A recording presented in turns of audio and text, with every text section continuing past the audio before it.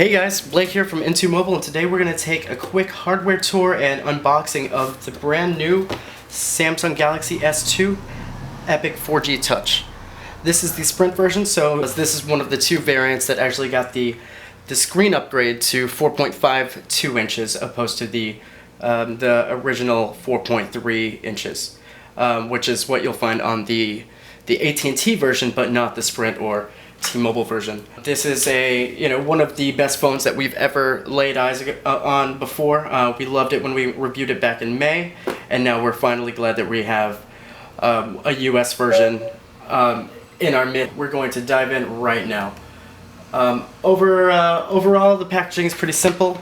We got just the picture of the phone itself. We got the Sprint logo, Samsung logo, the rainbow coloring showing the Super AMOLED Plus. They're trying to showcase that, and it really is a beautiful screen. Even with the large display and the lower resolution, it is still, it's one of those things you really do need to just have in your hand to experience, because it is just really that crisp.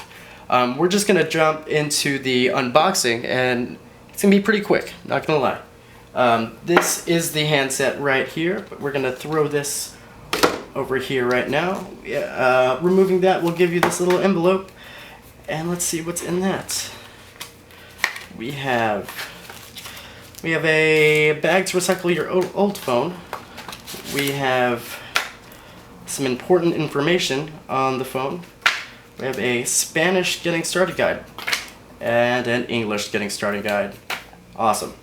Right here we have the USB to micro USB syncing cable, and you can plug this little dongle in right here, and it can double up as the charging cable. We understand why they only give you one, but we do miss a dedicated charger now and then. But that's actually all you get in the box. It's pretty minimal, but you didn't buy it for what's in the box. You bought it for this guy. This is one sexy device, and we are very glad to finally see it make its arrival in the United States. It is just as beautiful as we saw it originally back in May with the international version, but this does also have the screen bump up to the 4.52 inches, and as well as a WiMAX radio, just so you can get that kind of 4G connectivity that you're not going to get if you were to buy the international version over here. But yeah, quick hardware tour. We have the, obviously the large display, which is, it feels all right in the hand because it is just so thin. That is one thing that we liked about the original, and I was questioning that if they'd be able to keep it that thin if they threw a WiMAX radio in it, and they managed to do a very good job. Other than the massive screen, we have the 4 capacitive Android buttons for menu, home, back, and search. We also have the 2 megapixel front-facing camera. This does run Android 2.3.4, so you will have the Google Talk video chat integration right out of the box. It'll also work with any, if you want to do Quick or Tango, anything like that, it's going to work just like that. You also have the proximity and ambient light sensors right here. This earpiece Samsung logo. I haven't seen it pop up again, but the first time I did, when I turned it on the first time, I did see a notification light, and it blinked blue, which was a nice thing to see. Going over to this side, we have the volume rocker. Other than that, it's fairly clean. On this side, we have the power lock switch.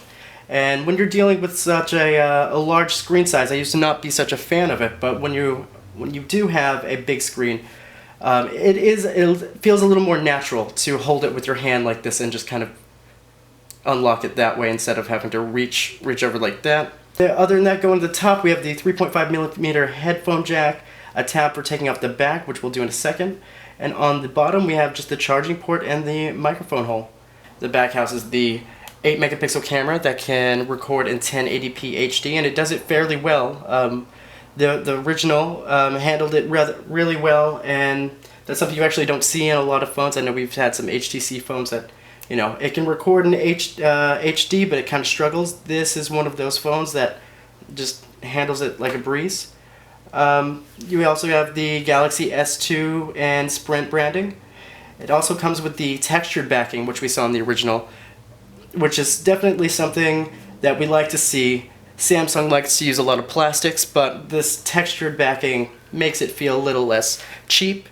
And also you might mistake it for a metal upon looking at it, but holding it you'll kind of realize that it's not. It also has the signature hump that we've seen on the Galaxy family before. This one's a little less severe than we've seen before.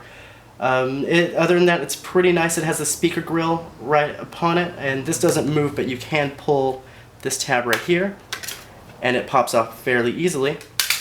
And then we also have the battery, and it also has the hot swappable micro SD card, and it already comes with 16 gigs of memory internally. So if you want to expand this even more, you can throw a 32 gigabyte micro SD card, and you can be on your way.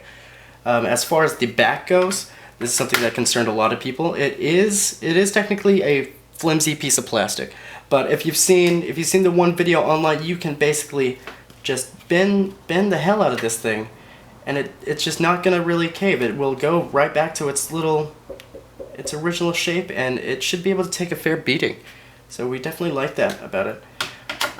And so let's pop this back on, and let's see. It pops on like that. There you go. As far as internal hardware, this also sports the 1.2 gigahertz processor. Oh, let's boot this back up. There's that LED light. I don't know if you saw that. It's the 1.2 gigahertz dual-core processor that is blazing fast. It's one of the faster between the Tegra 2, the Qualcomm processor. This is the Exynos, I believe that's how you say it. It's booting up with the standard Sprint boot up. But what else am I missing here? We got a gig of RAM. We have the, what else? Gig of RAM, expandable storage. We got that, and that's about it. This is one of the most powerful phones we've ever seen, and we're gonna see if it can hold its own upon the onslaught of phones that are about to be hitting in the next couple months. All right. So this is just obviously a surface review. Be sure to stay tuned for the full review, which would be up any day now. And thanks for watching.